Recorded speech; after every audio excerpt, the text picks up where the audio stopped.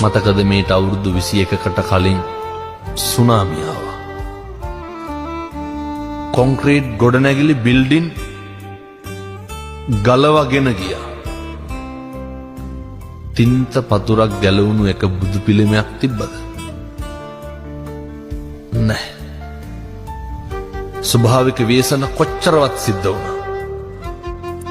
හෙල්ලිච්ච බුදු පිළිමයක්වත් තිබ්බේ නැහැ. ඒ තමයි ස්වභාව ධර්මයේ තථාගතයන් වහන්සේට ගරු කරන විදිය. අපි කොච්චර කරන්න ඕනද? තථාගතයන් වහන්සේම දේශනා කරනවනේ කර්මය දැඩි වූ කලමා කුමක් කරන්නද කියලා. කර්මය හරි බලවත්.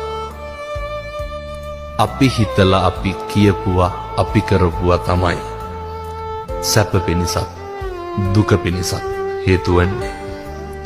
අභිවාදන සීලිස්ස නිච්ඡං වද්ධා පචායිනෝ චත්තාරෝ ධම්මා වඩ්ඩන්ති ආයුවන්නෝ සුඛං බලං.